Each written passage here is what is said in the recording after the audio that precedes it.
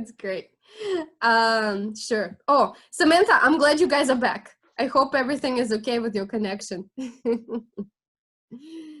I hope, can you guys... We're having all kinds of technical difficulties. Yeah, don't worry about it. I was just hoping everything was okay with you guys. Don't worry about it. Yeah, we did have to have this other, side conversation, but I hope you are interested in what's going on in Russia politically too right now. It is interesting, and I forgot about that. I heard that a while back that they're gonna have it, but I didn't know the dates that it's gonna be like that. Yeah, soon enough. I thought it's gonna be down the road. Yeah, it's crazy. Anyway, rivers and canals.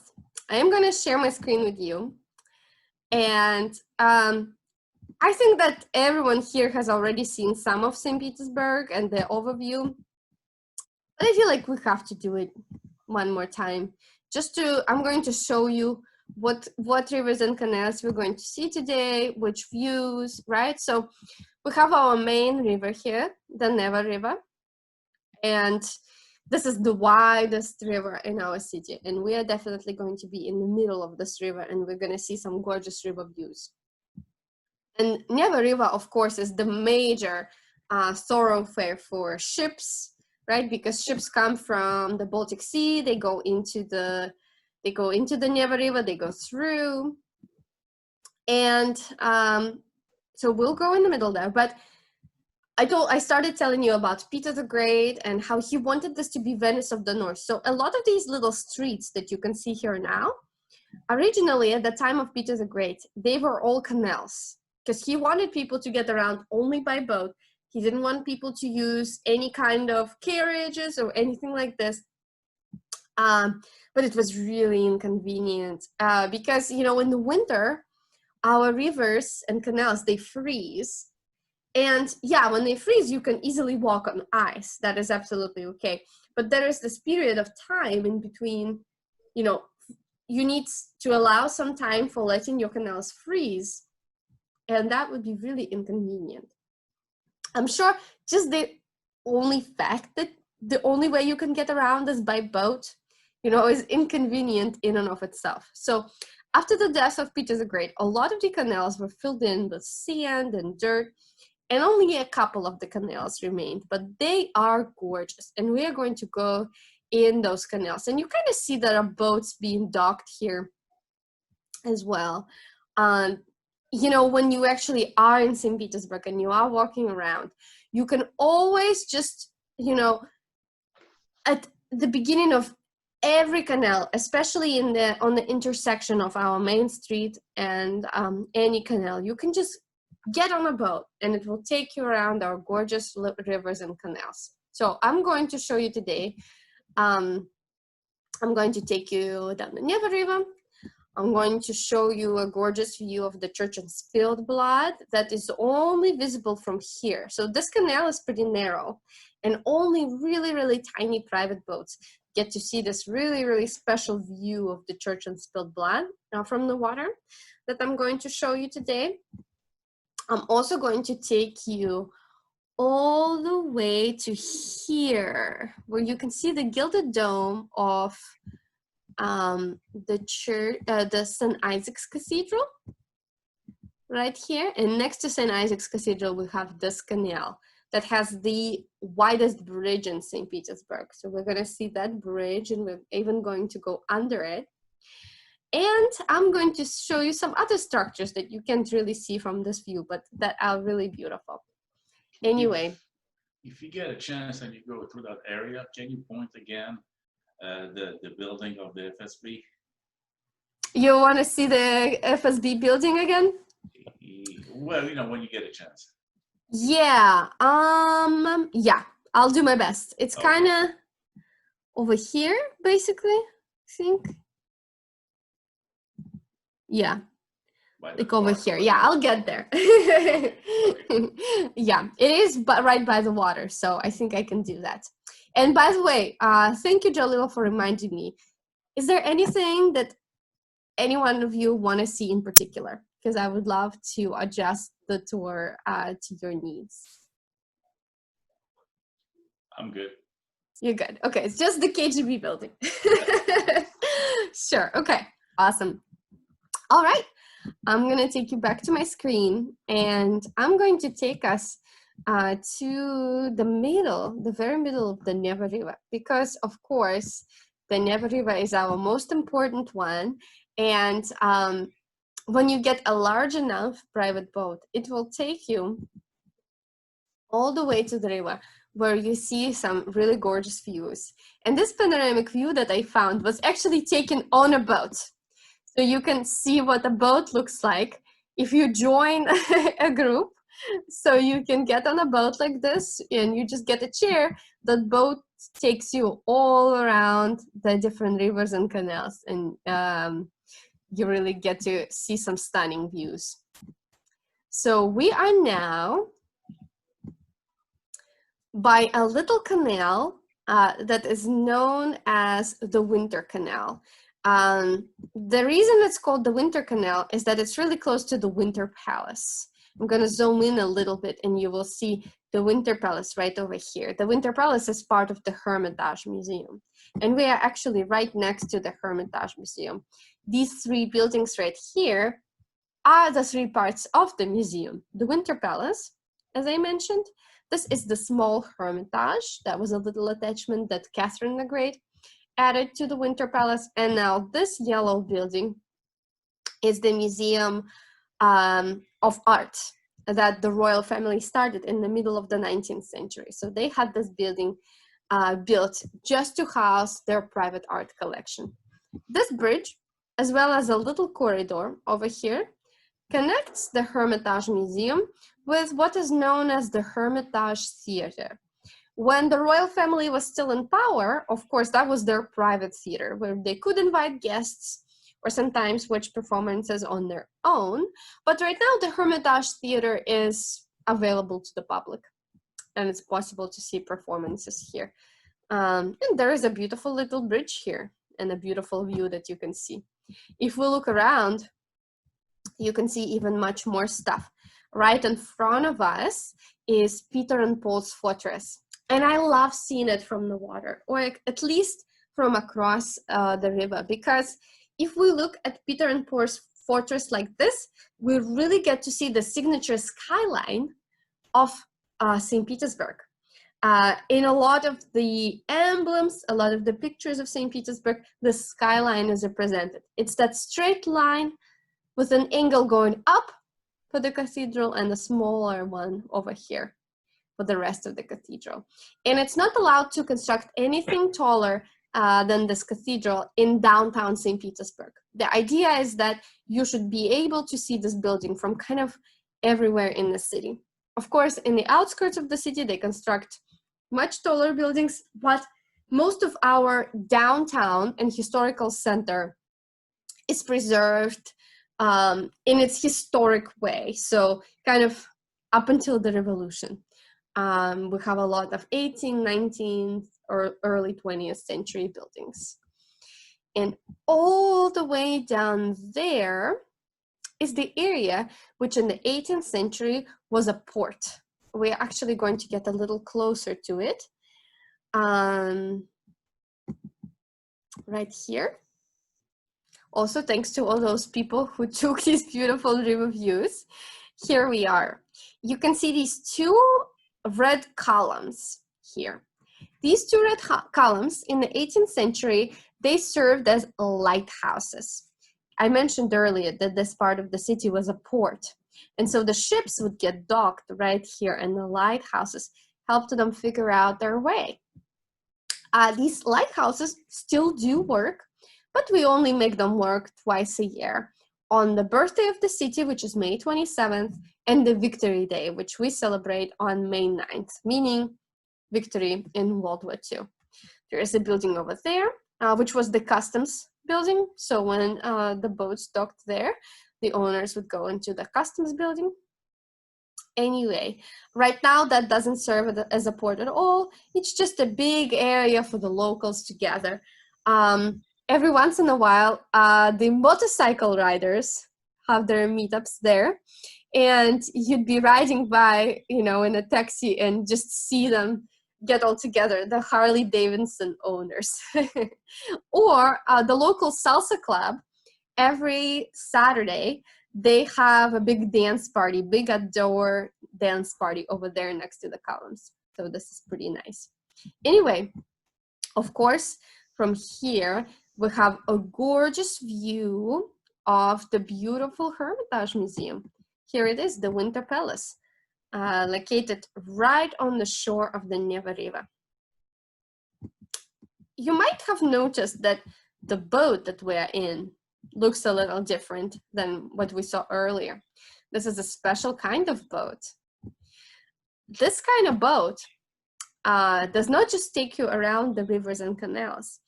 It takes you to the town of Peterhof that is located right outside of St. Petersburg. I'm going to just give you a quick view of Peterhof, just to kind of show you where that takes you. Takes you right here. Peterhof was the summer palace of the royal family. And right now, it's possible to go to Peterhof by the so-called hydrofoil. And so the boat that we just saw is a hydrofoil. It takes about half an hour by hydrofoil to get to Peterhof. And it leaves from right there. It goes down the river over there. And in 30 minutes, it is in Peterhof. While I was researching for this tour, I found some really cool views, especially because this one shows the Neva River, not at a time when you would take a boat tour. There it is, the ice on the Neva River. So that would be a winter view, and you can even see some footprints here.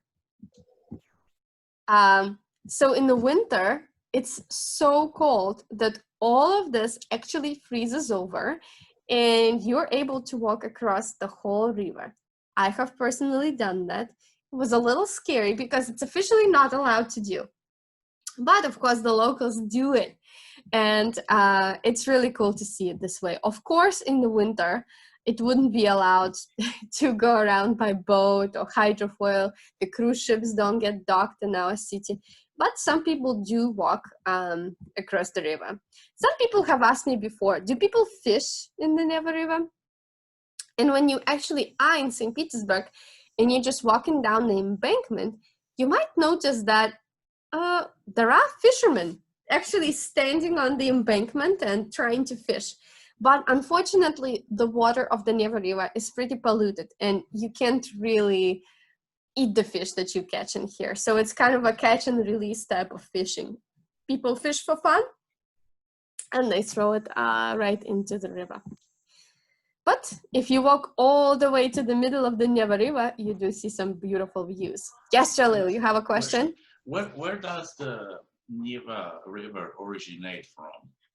What town does it come from? Like, is it from Moscow or what's the origin? Yes, so on one side it goes from the Baltic Sea. Let me get to the big overview. Oops, sorry. Let me get to the big overview. It goes from the Baltic Sea and then into, yes, eventually if you leave from the Neva River, you can get all the way to Moscow. So it does connect with the Moscow River. Okay. And there are river cruises that leave like from here and go all the way down there into the Moscow River. Okay, the way, why I asked that, because I was just imagining when you said the river is polluted, the pollution has to drift somewhere from somewhere. It's like the Mississippi River, a lot of stuff get dumped up north and drift down all the way to the Gulf of Mexico. So I was trying to, find out how long or where this river starts from to have an idea where why is it like that. Okay, thank you. Yeah, well, unfortunately, people throw trash in there. People walking by or passing by on boats. It's sad, but they just, there's just trash in there too that gets into the water, unfortunately, into the rivers and canals. You really wouldn't want to swim in there either. Anyway, a little bit further down the river, we have some other beautiful palaces. So some boats, they look like this. They're more private boats, right? And we are again in one of those public boats. And this is the palace embankment. I showed you the Hermitage Theater. And further down the embankment over here is what is called the Marble Palace. The Marble Palace is what was given to Count Orlov by Catherine the Great. Count Orlov was one of the most famous favorites of Catherine the Great. And of course, he got to live just a little bit further down the street from her so that he could visit her in the Winter Palace. Here it is, the Marble Palace. And what I like about this panoramic view is that you actually get to see something cool. There is an open bridge, right? There it is over here. I have another view of this open bridge, but it will be a little bit darker. So right now is actually the period of white nights in St. Petersburg. And this is pretty much what the sky looks like at night, right? During white nights, it almost never gets dark in St. Petersburg. The sun sets, but the sky still looks pretty light. So this, you know, would be like midnight. And that's pretty much around the time when the bridge is open. It's beautiful. It's because we are located that far north. I have another great view of that bridge, but it is a little bit darker. It must have been taken at a different point in the year. Still worth seeing. So the bridge that we just saw in the previous river view, here it is right here. So our bridges, they open at night, approximately at midnight, and they stay open till about 5 in the morning, like this. And you can see these cars over here, they tried to make it across the bridge, but they couldn't. So now their option would be try to make the next bridge, which is located right over there. So they open with about a 10-minute interval. So if this bridge has just opened, they can probably make it over there. So that's the bridge that we saw open over there from that other view. And since Jalil requested, another building that is located on the shore of the Neva River is the former Kgb building. I am gonna have to go into Google Maps for that, but this is probably worth it. So I do not have a prepared river view of the Kgb building, but I'm sure we'll be able to see something good. Let's see. Let's see what we can see from here. So last week I gave another free tour that was called in Soviet Russia, and I told everyone the history of different Soviet buildings in St. Petersburg. So let's see, and I showed everyone the Kgb building, the former Kgb building. And we didn't look at it from the water. So let's see whether we can have a good view of it from the water. Okay.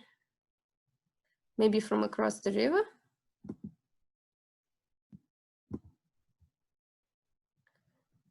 Yeah.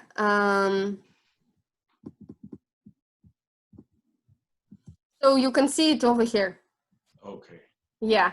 So if we were taking a river tour, going down here, that would be it. It's one of the more taller buildings on the embankment of the Neva River, so you can see it pretty well.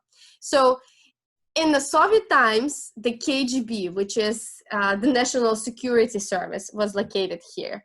The people who were especially counter-revolutionary would be kept in there. Now, after the Soviet Union collapsed, we now have what is called FSB, which is a little different, but kind of the same. Counterintelligence, inner security service. And the St. Petersburg Department of FSB, is located here in this building. So we are now here on the Neva River. Anyway, I do have some other gorgeous views. I showed you the best views of from the Neva River.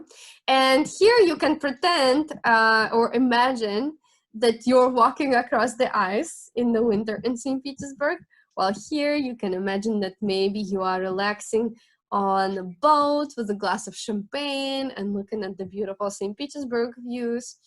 But in my opinion, the best views that you get to see in St. Petersburg are the views from the canals, the little canals with the beautiful buildings that are constructed just on the sides, and you really get to enjoy the buildings so much more up close. And my favorite river view in St. Petersburg, a favorite canal view, is this beautiful view of the Church on Spilled Blood. Right? During my tours of St. Petersburg, you might have been able to see it already. The Church of Spilled Blood, right here, was constructed to commemorate the death of one of the Russian czars, whose name was Alexander II. In the second half of the 19th century, this was just an embankment, just like we can see here, right? This is an embankment. And he was going down the embankment in his carriage when a terrorist threw a bomb at him. And he got killed. So on the spot where he got killed, his son constructed this beautiful church, right, to commemorate his father's death. That's why it has the name, the Church on Spilled Blood, right? This is where the blood of the Tsar was spilled here. And, you know, people get to see the gorgeous views of the Church on Spilled Blood from high up or close up. So this is a more common view of the church, right? But I really like this one. And the thing is, you can't be walking here. So you almost can't really see it unless you're going down this canal on a boat. But there is this gorgeous mosaic right here that is so worth seeing.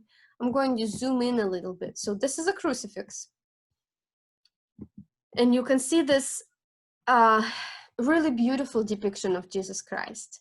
There is a really prominent Russian artist whose last name was Nesterov, and he was a favorite artist of Alexander III, the emperor who got to construct this church. Anyway, he had this beautiful style of his works, and he created this image of Jesus Christ whose eyes are open. It's a really rare type of crucifix, because often when you look at the crucifix, Jesus Christ's eyes would be closed. He'd be looking down, but here he's looking right at you. And this creates an even more stunning impression. So here we are looking at the beautiful Church on Spilled Blood. The views from here are amazing. You get to see a lot of other beautiful buildings, and this canal goes all the way into Nevsky Prospect, which is our main street, right? So if we look at the aerial view of St. Petersburg here, we just went down here, right? And this canal crosses our main street right over here. But now I'm going to take you to another canal that is located right over here. We're going to go down this canal all the way down here, where I'm going to show you the widest bridge in St. Petersburg. Here we are, right on this really wide bridge. When people stand on the bridge, they don't even realize that this is a bridge. It just looks like a huge parking lot right in front of our city hall. And on the other side, you can see the beautiful St. Isaac's Cathedral. This is Astoria Hotel, a pretty famous hotel in our city. It's believed that when Hitler wanted to capture our city during World War II, he wanted to hold a party here in this hotel. Anyway, here we are on the bridge. You can see that it's pretty wide. The name of this bridge is the Blue Bridge. And the reason for the name is really basic. It's just that the color of the railing is blue. Different bridges across this river have this color name. There is a red bridge with the red railing. There is a green bridge with the green railing. So this is the blue bridge with the blue railing. And I found a video of what it looks like to go under this bridge. And I, of course, personally have gone under this bridge. It's really worth seeing. I just want to tell you in advance that sometimes when I show videos during my Zoom calls, it might be lagging a little bit.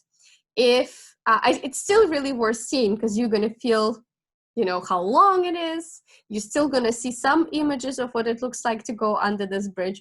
But if you feel at any point that it's lagging too much and you want to look it up later, feel free to just go on YouTube and look up going under the blue bridge in St. Petersburg. But anyway, here is that video. I think it's worth seeing, and we can imagine that we are going under the blue bridge in St. Petersburg. Here it is. So it's the same kind of boat that we just saw in a 360 view. You can see how close the people are to the bridge. Takes a while.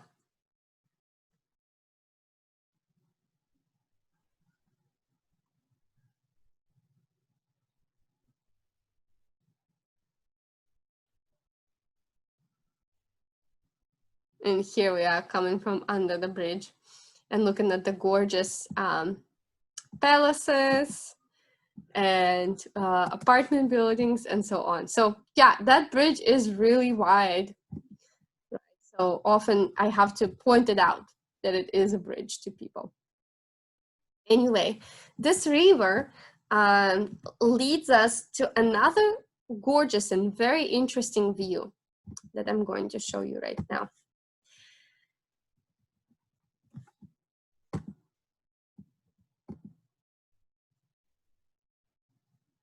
Here it is. So this is the part of St. Petersburg that is not that well known to people. It's a separate island that we are looking at right now. And this is known as the New Holland Island. And in the New Holland Island was an island that was built up during the rule of Peter the Great, so it's pretty old. And at the time of Peter the Great, this served as just a storage for timber. You know, a lot of buildings, a lot of ships were constructed in St. Petersburg, and this is just where timber was stored.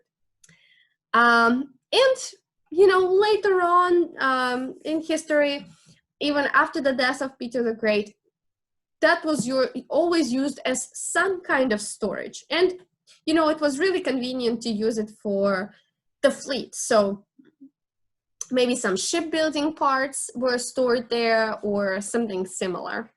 However, in the Soviet times, you know, when it was used as a storage, people were not really taking really good care of it. And this is a historic structure, you know, it's an 18th century structure. So this was in quite a bad shape. And basically nobody really could go in there. When we had boat tours, people would just like go by boat and try to peek in there and figure out, what is this? Like, what does it look like on the inside? Nobody could really see it. But, you know, later on, a construction company that was owned by a relatively famous Russian oligarch whose last name is Abramovich or Abramovich. Have you guys heard of him?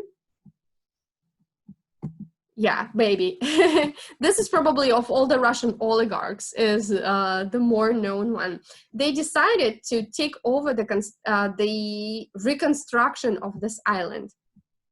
And they really, you know, put it in really good shape. And I found some really good pictures of what it looks like right now.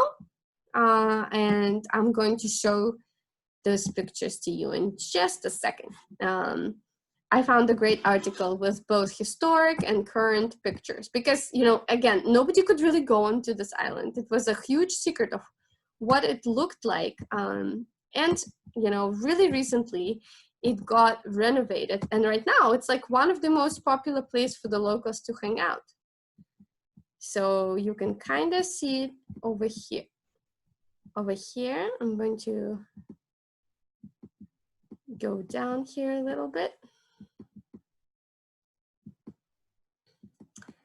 So here is what this looked like in the early 20th century. We can see some historic photos, and you can see that it's not in a really good shape. Things are falling apart, kind of. Some more pictures of the Soviet times.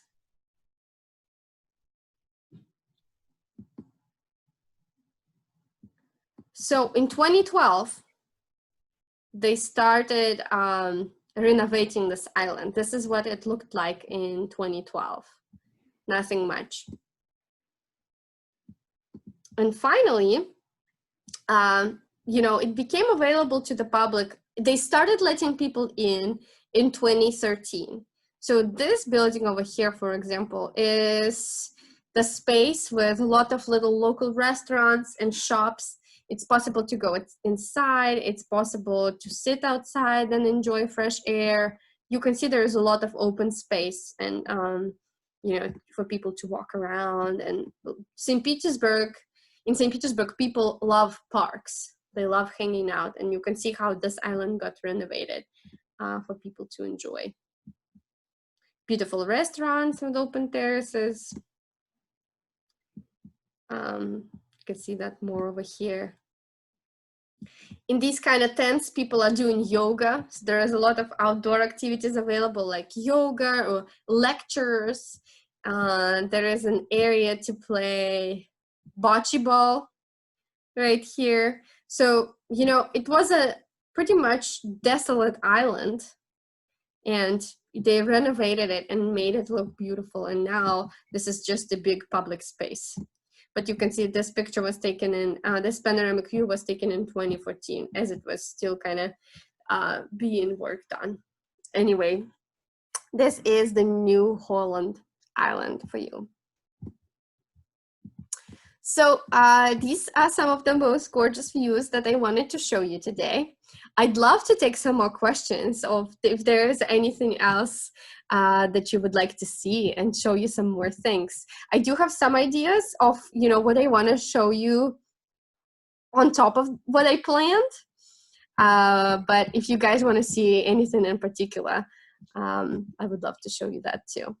Is there, and I remember last time when I was with your tour guide, Maria, she showed us the street where people dress up like in the 1700s.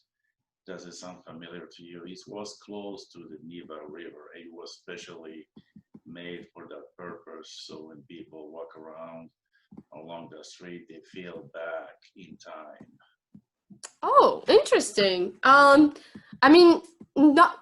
What you tell me sounds like it was like more of a festival, maybe, you know, something like a temporary festival or celebration was going on.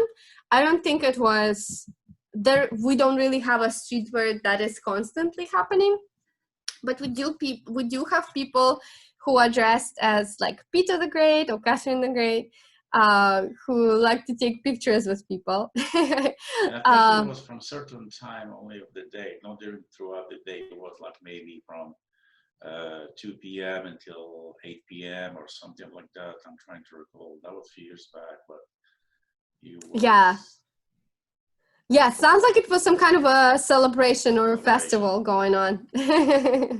Yeah, so we don't have that happening constantly, that's for sure. Yeah.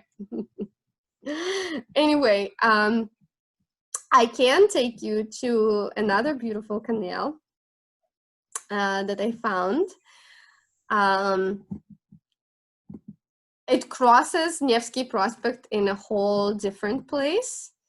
And we are now really close to a more residential area. So some of the buildings along this canal are actually apartment buildings. So the canals that I showed you earlier on the embankments, they would have city halls or business centers or hotels. But here we're getting a little bit further from all the hustle and bustle. So here, this is an apartment building. This is a library right here. This is a museum still, but this is a museum of television. It's at least not one that is frequently Can you share the visited. screen with us?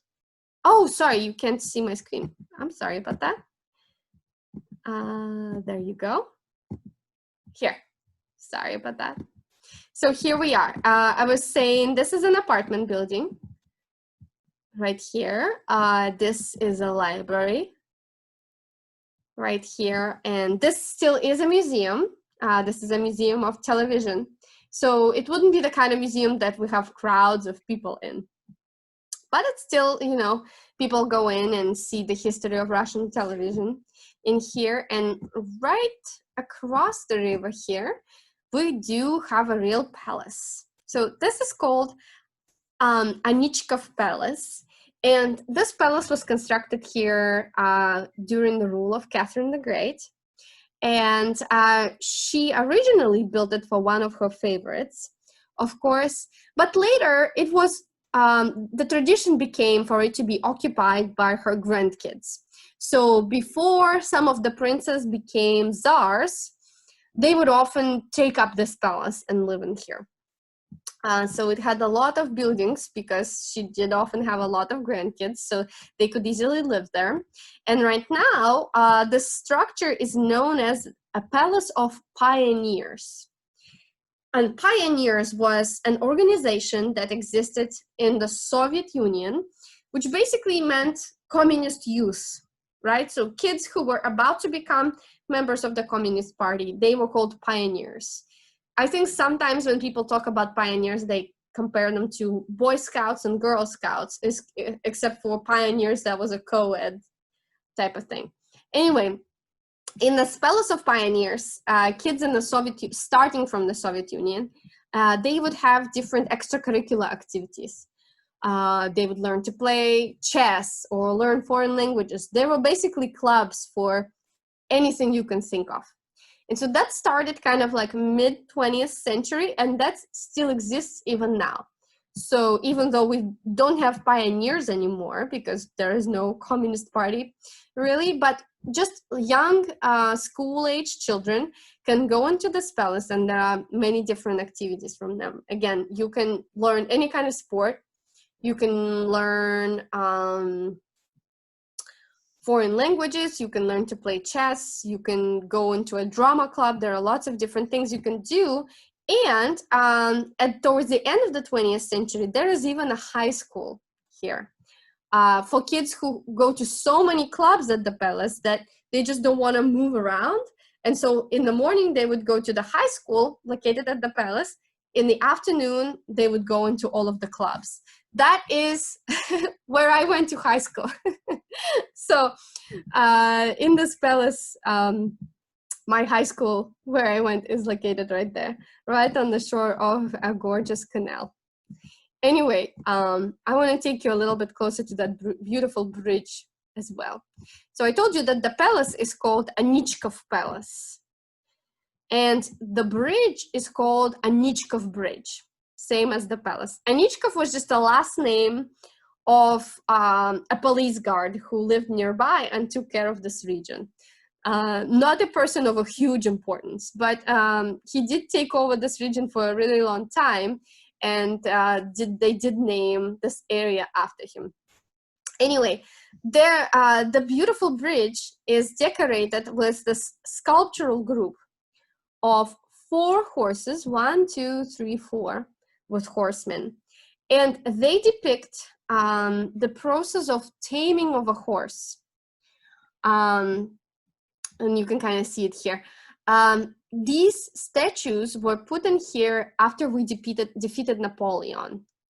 You know, probably the war with Napoleon and World War II were the 2 biggest wars that we are proud of, really proud of. There are the most monuments for these 2 wars. And after we defeated Napoleon, a lot of things were put up in the city. Anyway, the locals really, really like this bridge. It's really dear and important for us.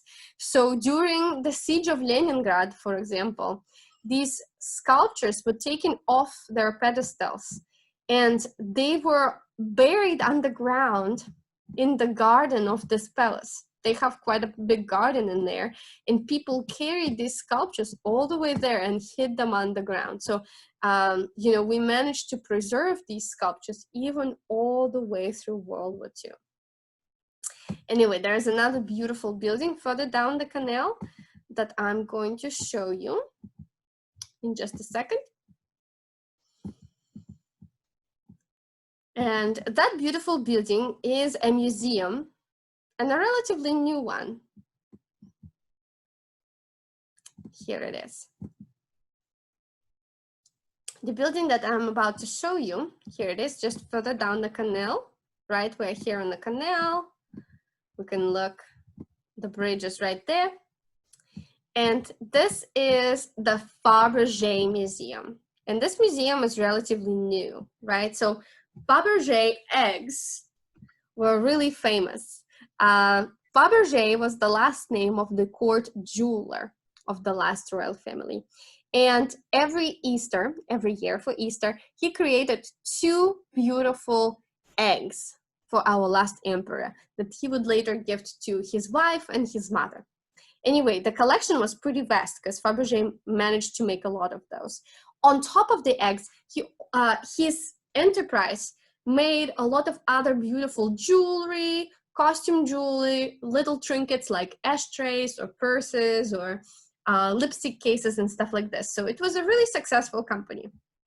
But unfortunately, in 1917, when the revolution happened, you know, all of the businesses were nationalized. And a lot of the people's homes, the people who would own Faberge eggs, those homes were looted, and a lot of the Faberge eggs, as well as some other Faberge items, disappeared from Russia. You know, they made their way into other countries, were sold abroad, and there were not a lot of them left. Some of them remained and were exhibited in the Moscow Kremlin, but the majority were gone. Eventually, a lot of the Faberge eggs actually made their way into the US, where they were part of the Forbes collection. You might have heard that the Forbes family had a lot of the Faberge eggs. Now, in the early 21st century, the Forbes family decided to sell their collection of Faberge eggs. They took it to an auction, and their expectation was that people would be buying the eggs separately. But there was this wealthy Russian oligarch who had a mission. He wanted to bring the Faberge eggs back to their motherland. And he was so wealthy that he was able to buy the whole Faberge collection from the Forbes family. They did shortly tour the US before leaving for Russia. And in Russia, they started the Faberge Museum. So here it is in this building. The whole idea of this fund that he runs, called the Connection of Times or Link of Times, is to bring lost valuables back to Russia. And so as part of that fund, they renovated this palace that also belonged to a rich aristocratic family, the Shuvalov family. And it was just, you know, looted, treated badly in the 20th century. It was in really bad shape. So they restored the palace, and inside the palace, they put the gorgeous Faberge collection. And right now, this is a functioning museum. I highly recommend you to go in there and see it. I'm just going to show you really quickly just the main room with the eggs. But there's a lot more to see in there. So this is what the room looks like, where all the Forbes collection of Faberge eggs is presented. Here they are. And you can see that they renovated the beautiful room itself, right? As well as all the beautiful eggs. And it's worth seeing how beautifully they restored the main staircase of the palace too. So it's pretty amazing what this fund is doing. And they brought a lot of other Faberge items, like I said, little everyday life objects like purses or ashtrays, paperweights, and stuff like that. So here it is. And again, this is what it looks like from the outside. It's really gorgeous. Yeah, so I showed you what I planned to show you, and even a couple more things on top of that. We still have a teeny bit more time left if there's anything in particular that you guys want to see.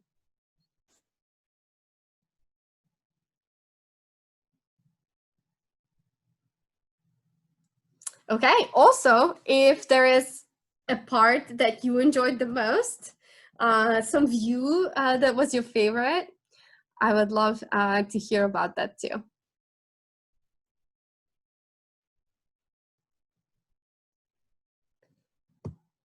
You guys are muted. Oh, yes. I think one of the things that was really interesting for me, just to see the views from the canals. I mean, I mean, I know that was the title, but it's beautiful. It's a beautiful city, and so I was happy to kind of see. I mean, the views were spectacular. Like the from one side to the other. I mean, those are not little canals, you know, in some places. So it was great. It was a great presentation.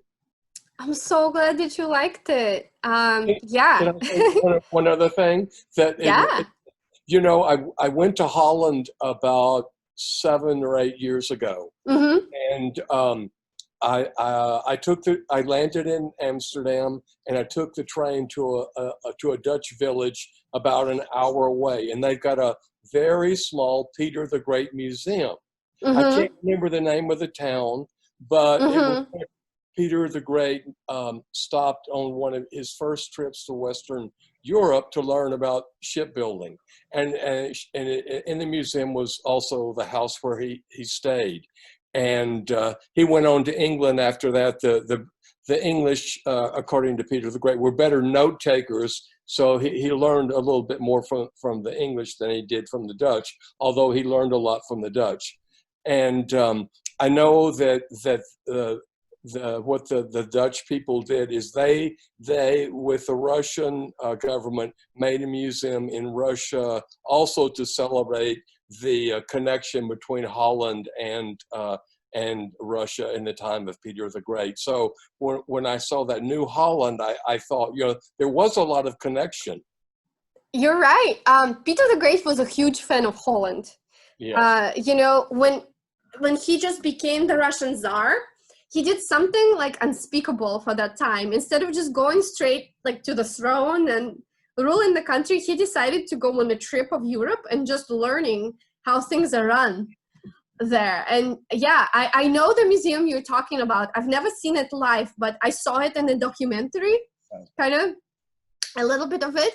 And it's amazing like how modestly he lived, and the whole idea that he went anonymously, that he didn't even want people to know that he was the Russian Tsar. And yeah, how much he learned. Yeah. It was a very, very modest place, very a humble setting. So that's an interesting point. Yeah. Yeah. So yeah, absolutely. Russia and Holland, and I told you that this is called the Venice of the North Tour, but we also are sometimes called Amsterdam of the North. Oh, really? Because, you know, some views of St. Petersburg might remind some of Amsterdam, and we also have, you know, Amsterdam, just like St. Petersburg, also has beautiful river views. So yeah, and St. Petersburg is kind of like a Dutch name anyway. Yeah. It was great. Thank you, Olga. Thank you very much. Glad you guys liked it. Of course, it can't compare to truly being on a boat. Yes, Samantha. In one of the views on the bridges, I saw wires going overhead. Do you guys have like a streetcar system or trolley system, or is that just like electrical wiring? Probably, you know, we have both. So the public transportation in St. Petersburg is pretty amazing. In fact, let me quickly show you this view I have of like one of them. I have this like street view that has a little bit of the public transportation in here. Here. Not here. I'm sorry about that. It must be a different one. Yeah. So you can see these wires up here. They are for what is called a trolley bus. It's kind of a hybrid between a streetcar and a bus. So it uses a little bit of electricity, but it doesn't go on tracks. As you can see here, it just goes on wheels. We also have just buses, and we have kind of like streetcars, but we call them trams, that go on tracks and use wires. Yeah, so a lot of different kinds of public transportation in our city. People use it a lot. Yeah. Yeah, those wires, it's, we're used to them. So I have a question for you. Yeah. If we had a 24-hour layover in St. Petersburg, what should we do? Okay, so I'd say if you have just 24 hours, it's definitely not enough to see everything because we have a lot of gorgeous things to see. So I'd say don't spend a ton of time in museums. Instead, just really get a feel of the city. I have here, and I apologize to those who maybe have heard that from me before.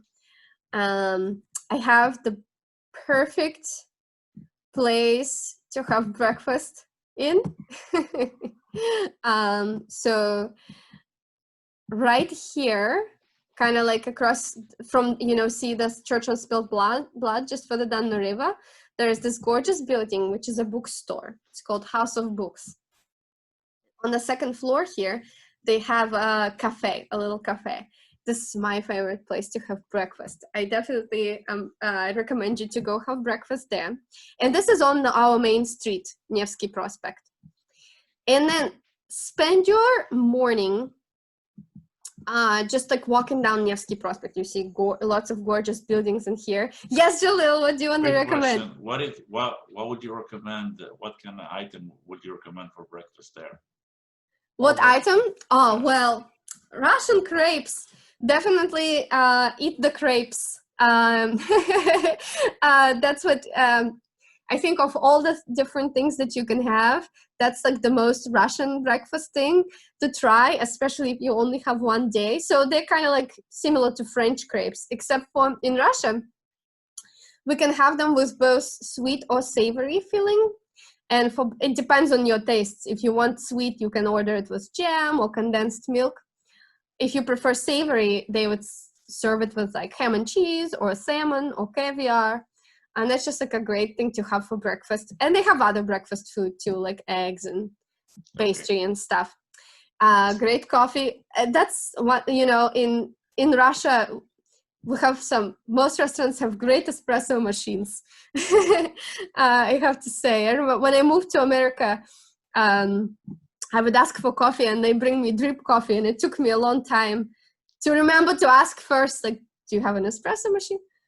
Because in Russia, I was so used to all the restaurants having espresso machines. Anyway, and Russians drink a lot of tea. So if you're not a coffee drinker, that's another thing you definitely will enjoy, because we have some really awesome teas there too. So you can order tea for breakfast. And then just walk around. You can go inside this church, which is called Kazan Cathedral. You can walk down, you can walk down like this canal and go inside the Church on Spilled Blood. Keep walking down Nevsky Prospect and just exploring different things. Going into little cafes, churches, just, you know, anywhere, kind of, if this is your 24-hour layover. Now, at some point on Nevsky Prospect, you would get to kind of like the middle part. Over here, you'll be across the street from this park. Right here, and this is the Ichika Felis that I told you about, where the favorites of Catherine the Great lived. Anyway, you'll be by here, and you'll see this gorgeous building over here. This is called Yeliseyev Grocery Store. And it is an early 20th century grocery store that is gorgeous. It has this beautiful Art Nouveau interior. And anyway, you go inside there, you'll see it has this like pineapple in the middle. And then around this pineapple, they have these like little tables. That's where you should have lunch.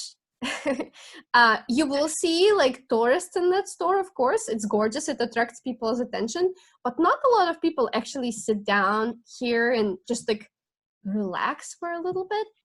They have some amazing lunch deals. For like less than $10, you can have a 3-course meal and like great Russian food too, that you'll really enjoy. So and you'll see they will have like set lunch deal menus. Choose any, they're all great. And you can like walk around. If you want, you can buy stuff here, but to buy, it's pretty expensive. I'd say just walk into, if you want to buy stuff, walk into any other grocery store. Anyway, so that will be your lunchtime, and then you'll have your afternoon. And for the afternoon, just keep walking down Nevsky Prospect that way. Here is the palace. You'll see the palace. Now, we are at the bridge with horses that I told you about. Go over here. If you care about Fabergé eggs, that is a nice, quick museum to see for sure. Like, unlike some other museums, that would be quick and you can go in and say you were inside a museum. But next to the Fabergé Museum over here, you can actually take an actual boat ride. I highly recommend you to do that. And this is my favorite place to start from. They have really nice, decent boats, often with tours in English, but even if there is no tour in English available, I'd say don't worry about it. Like, you actually care about the views, not the information. I just gave you lots of information. And if you keep joining my free tours, you'll learn even more. Just enjoy the views. That will be your afternoon. And then kind of your evening really depends on where you're staying. There are plenty of great restaurants. I'd say if you are in St. Petersburg, you know, if it's only one night, you might want to stay in the very city center, by St. Isaac's Cathedral. Let me see. They're kind of not showing it. Let me zoom in. So this is the Hermitage Museum. You know, we were here in the river. So yeah, you might want to stay somewhere around here near St. Isaac's Cathedral, because if you only have one night, this would be probably like this is a great place to spend an evening. Lots of great restaurants and stuff like that here, and you can walk around even more. There is, excuse me, a theater, walkable. You can catch a ballet or something like that. If you have more than one night, I would actually recommend, let's find our main street, Nevsky Prospect.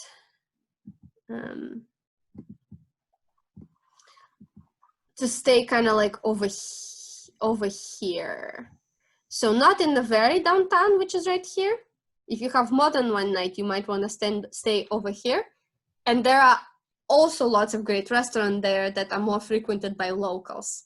Anyway, I don't want to, bear you with too many details too early, but feel free to reach out to me if you actually need help. But kind of like spend your evening going to restaurants and just like watching people and enjoying stuff. If you are not early birds, if you're night owls, if you can stay up till midnight and you're here in the summer, and go watch the bridges open. That's really fun to do. And that would be your 24-hour layover. The next day, there are, you can go, if you like that breakfast, you can go back, or I'm sure next to where you're staying, there are some other great breakfast places. Russians love breakfast pastry. So we have some amazing breakfast pastry in St. Petersburg that you can enjoy. So if you have just one day, I'd say only go into museums that are small and focus on really enjoying the area. and eating good food and taking a boat ride and stuff like that. For 2 days, I'd say go into the Hermitage. That's worth it.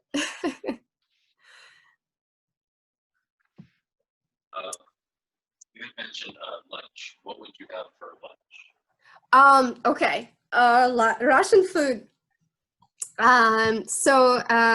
Probably, and Jalil and Michael, correct me if I'm wrong, but the most popular Russian lunch dish is the soup called borscht. Okay, I'm not sharing my screen with you guys again. It's a Russian soup called borscht. It's made of beets. And often when people come to Russia and they ask me about it, they're like, ew, beets, you know. I don't really eat beets, but I've never had a person who tried the soup and didn't like it. No. It's actually really good. Yeah. I know it sounds really challenging and stuff, but I swear I've never seen a person who tried it and didn't like it. It has it's really flavorful. It has a bunch of vegetables, and most of them have meat, but if you don't eat meat, there is always a vegetarian version of that. That's with sour cream. It's definitely worth trying. They'll have probably dumplings, Russian dumplings with, normally they have meat in them, so they are worth trying. And the place that I showed you for lunch would definitely have those things, Russian dumplings. Of course, beef stroganoff. In Russia, never with noodles. I don't know why Google is showing me with noodles. We don't eat them with noodles in Russia. In Russia, you eat them with mashed potatoes, or buckwheat is another option. But I think with mashed potatoes is the best. Beef stroganoff with mashed potatoes. And last thing, try for lunch is chicken Kiev. It's a chicken dish. It's made of a chicken breast that is breaded and baked, and inside of it is like a little surprise. And it's depending on the restaurant. So the classic option is to have butter in it, and maybe with some like herbs, like this one. It looks like it has dill in it. But some restaurants put ham and cheese in there. Some restaurants put like foie gras in there, or mushrooms. You know, chicken Kiev, I think, is my favorite main course that I definitely highly recommend. It's really good. So yeah, I definitely give this a try. So from then on, it really depends on your tastes, what you prefer. And then for dinner, I'd say look up a Georgian restaurant, and depending on where you're staying. So it's like, I often say, if people come to the US, they should try American food, but they also should try Mexican food, because it's such a big part of our culture here. So when you come to Russia, you should try Russian food, but then you should try Georgian food. Just Georgia is a former Soviet country, and their food is, it's like a huge surprise to most people, because like it's not that big around the world. Not that many people know about it, but it's also so flavorful. It's kind of similar to Mediterranean food. So they have a lot of tomatoes, cilantro, or like eggplants, but also lots of great cheese, lots of great meat, lamb, great wine too. Georgian wine is awesome. So depending on where you stay, there will be a great Georgian restaurant in the neighborhood, and definitely go there for dinner. We have our whole day planned. Yeah, you have your whole trip planned. But honestly, a 24-hour layover, I guess you can do it on a transit visa maybe. I've had people in Moscow before on a transit visa, but unless you're on a cruise, most people need a visa to come to Russia. Again, unless it's a transit visa, which is really easy to get if you have a short layover.